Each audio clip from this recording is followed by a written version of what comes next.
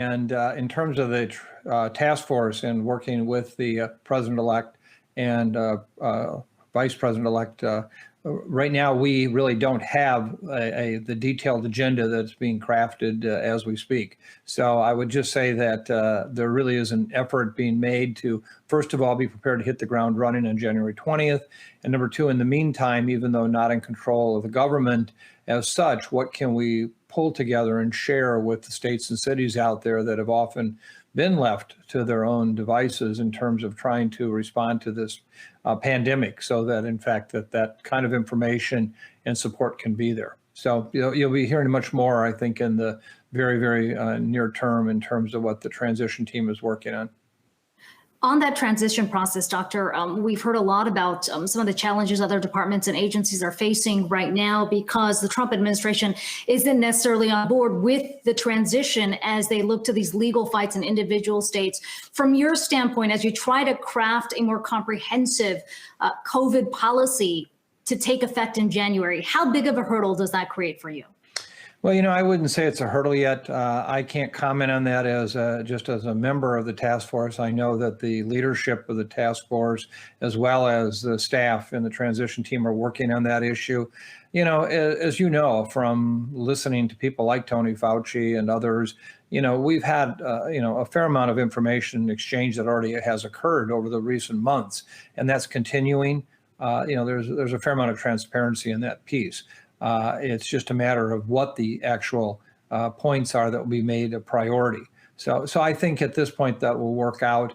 And we surely, both as task force members and as our just everyday professional careers, we are already communicating with people at HHS on an extensive basis. And Doctor, as one of those new members of the task force, as well as you said, just an expert in kind of getting this under control, I'd be curious to get your take on what you might stress to the task force in terms of changing some of the strategies we've seen fail under the Trump administration. Specifically, I'd point to what's playing out in El Paso right now. They went from 3 mobile overflow morgues there to 4, now 10. The city, despite having only under 700,000 people there, has more cases, more hospitalized patients than some states. And we've seen, officials there grappling, the mayor battling the governor, battling the county judge, and all this. What are you looking to do differently when it comes to actually implementing some changes to protect Americans? Well, the first thing that has to happen is we have to have a story to tell America. We have to be able to explain to them what's happening. This is the virus versus us. This is not the virus versus one group of politicians versus another, one regional area against another, hospitals versus what goes on in the community. This is us versus the virus. I said yesterday that we are entering this period that I call COVID hell. Back on Labor Day, we were at about 23,000 cases of new coronavirus infection every day. Today, we're going to be in the 130s to 140,000 again, and that number is going to keep rising rapidly. And, we've been predicting this. It's a combination of pandemic fatigue, people just being tired of trying to, avoid the public and the places that put you at increased risk, pandemic anger. We're up to a third of the U.S. population does believe this pandemic is real to begin with, so why adhere to any kind of public health recommendations? And then we just have indoor air. We have a situation where going indoors right now, we know that virus concentrations build up inside and transmission is much more there. So we have to tell the story of what's coming. People don't want to hear that El Paso isn't an isolated event. El Paso, in many instances, will become the norm. And, we have healthcare systems right now that are overwhelmed already right now. And we're talking about potentially doubling the number of cases over this time period before the president-elect even takes office. And so I think that the message is, how do we get through this? We need FDR moments right now. We need fireside chats. We need somebody to tell America, this is what in the hell is going to happen.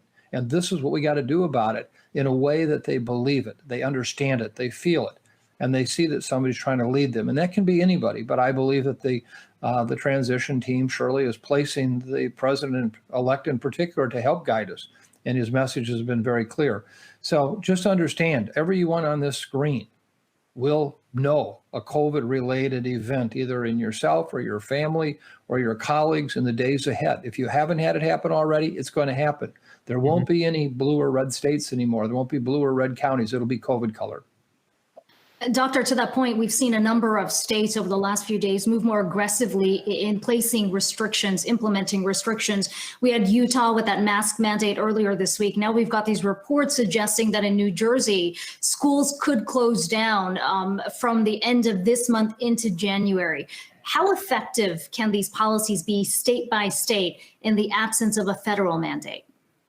You know, they're going to have some limited impact. But let me just come back to a point, because this has been, I think, a very confusing issue, and that is lockdowns. If I interviewed 50 people today in the US for what they define a lockdown as, I could get 75 different answers. And I think that one of the challenges has been that there really is an understanding of what a lockdown is all about. We talk about the pain and suffering of the virus, but the pain and suffering to the economy and what it does. You know, I'd refer everyone back to an op-ed piece in early August that Neil Kashkari, the president of the Minneapolis Federal Reserve Bank, and I did in the New York Times.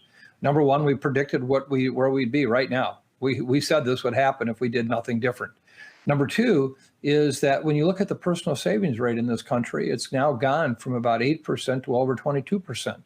We have a big pool of money out there that we could borrow at the historic low interest rates by the federal government. We could pay for a package right now to cover all of the wages, lost wages for individual workers, for losses to small companies, to medium-sized companies, for cities, states, county governments. We could do all of that. If we did that, then we could lock down for 4 to 6 weeks. And if we did that, we could drive the numbers down like they've done in Asia, like they did in New Zealand and Australia.